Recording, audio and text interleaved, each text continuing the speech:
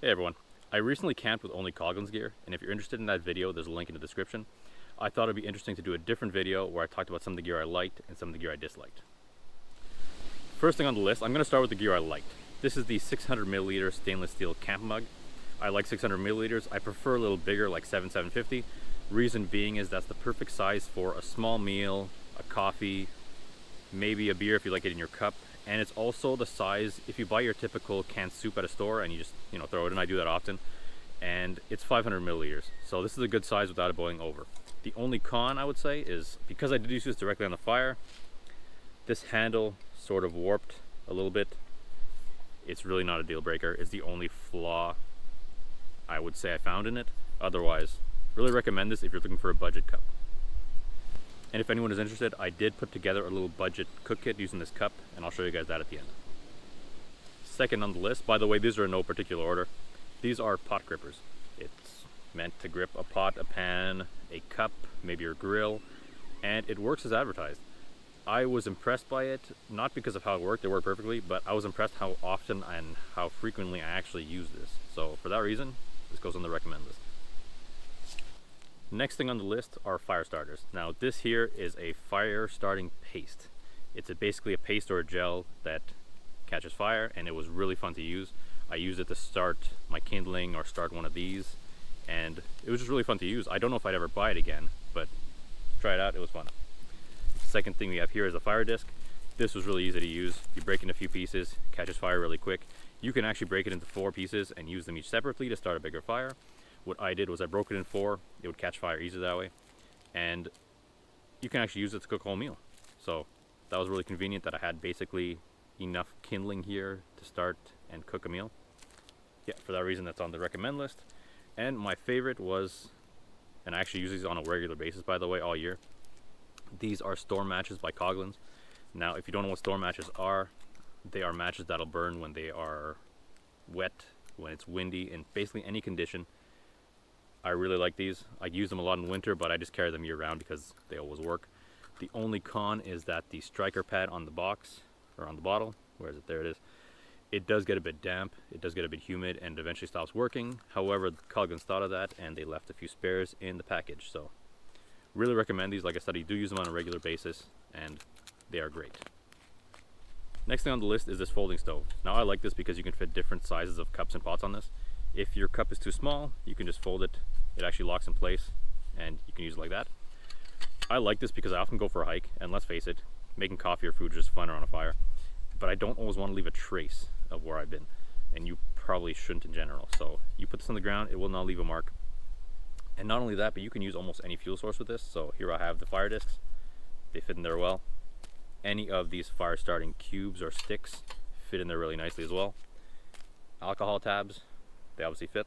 You can use alcohol liquid in those little containers, that'll fit. You can use twigs, and for that reason, I really like this.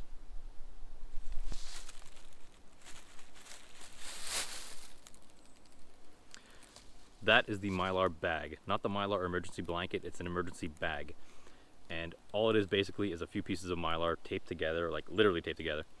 And I'm really surprised I'm saying this, but I actually really liked it. I used it as a sleeping bag in that video, and it kept me warm.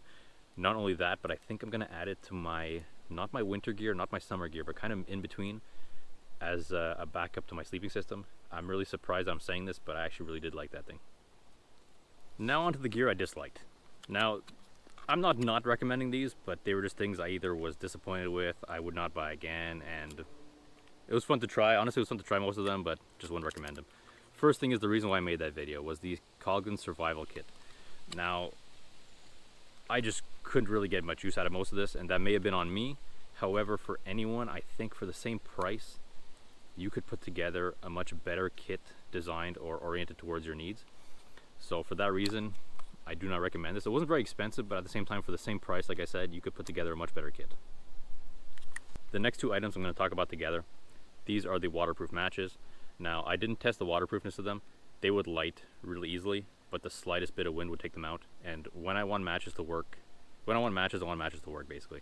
So for that reason, I'm not too big of a fan of these.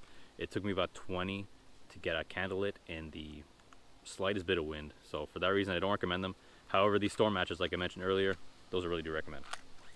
This is the citronella candle, and I tried a bunch of other candles from them. They would basically not stay lit, and again, the slightest bit of wind would not stay lit.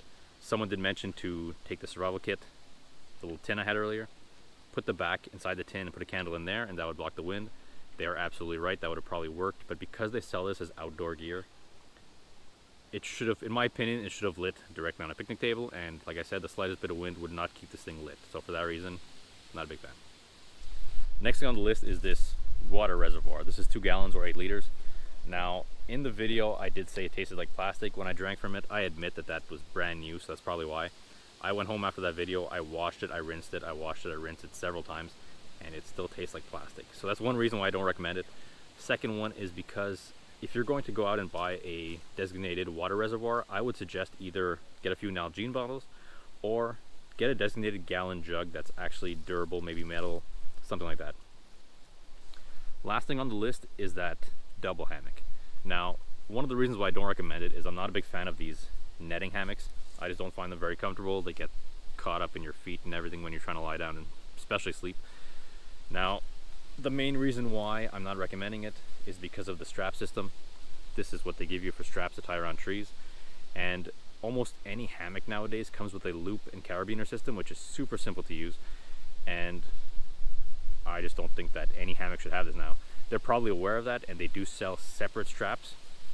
But for the price of the hammock alone, you can go down to somewhere like Coghlan, and for half the price, maybe half the price, more or less, get something that's, in my opinion, better. Now, I did say earlier in the video that I put together a little budget cook kit with this cup. Here's my Toke 750. This is my go-to cup, but for the same price as the cup, and I mean the cup alone, you can put together this entire kit. So here's the Coghlan 600 milliliter. Here's an isobutane canister. You have a BRS burner, GSI folding spork, and a little bit lighter. And there you have a very basic cook kit. You can make a soup, a meal, a coffee. You can get by with this. So if you're on a budget and you're starting out, something like this is actually really great to start with.